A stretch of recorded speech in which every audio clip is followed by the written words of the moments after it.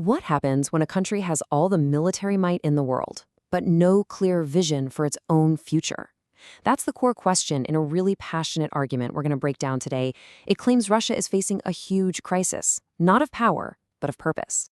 So, the analysis we're digging into kicks things off by asking a really fundamental question about global power. The point here is that it's not really about who has the biggest armies or the strongest economies. It's about something else. It's about who gets to write the story of what happens next. And that right there, that's the absolute heart of the argument. True, lasting power comes from projecting a vision for the future that's so compelling, other countries just naturally find their place in your story. If you're the one writing the script, well, you're the one setting the rules. Okay, so here's our game plan for unpacking this. We're going to start with the rules of the game.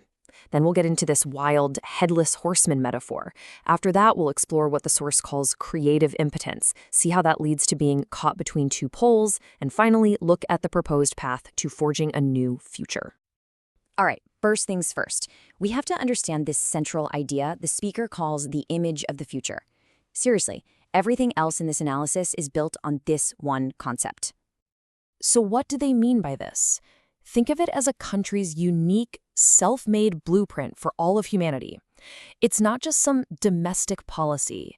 It's an attractive, exportable idea of where the entire world should be heading. The source says there are basically two dominant global scripts competing right now. On one side, you've got an archaic future, a push to kind of turn back the clock to a simpler pre-industrial world. And on the other, you have what's labeled the Western-promoted technological future. AI, transhumanism, all the stuff you see in Hollywood movies.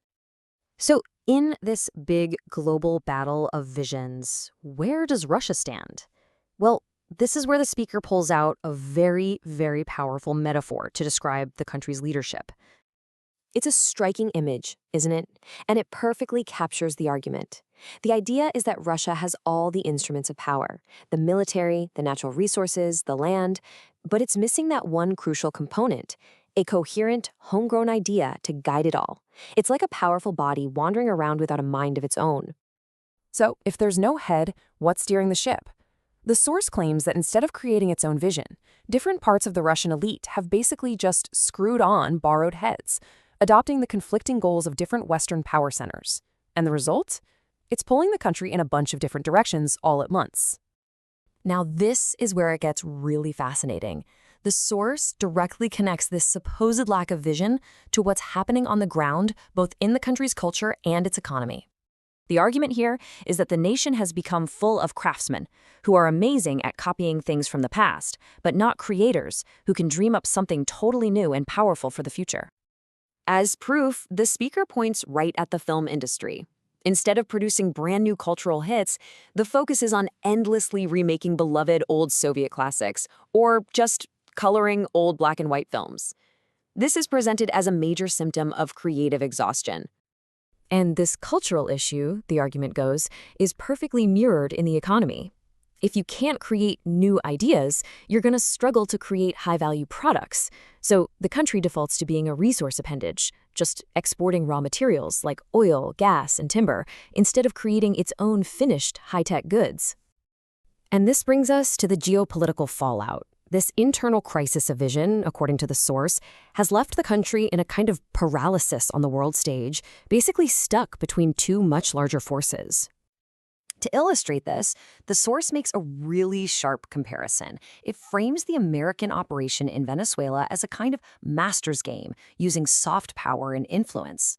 It then contrasts that with Russia's operation in Ukraine, which is described as a more direct, large-scale, and costly approach to what the source sees as a similar type of problem.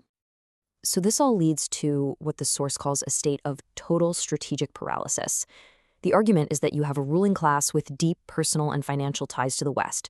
But now, geopolitics is forcing them into a tight corner with China, a civilization that the source claims they just don't fundamentally understand. Okay, so after that pretty bleak diagnosis, what's the solution? The speaker doesn't just criticize, they lay out a very specific path forward, one that actually draws inspiration from both the old Soviet Union and modern China. The proposed model is a 3-stage rocket. And the foundation, step 1, isn't factories, It's producing people through a totally revitalized education system.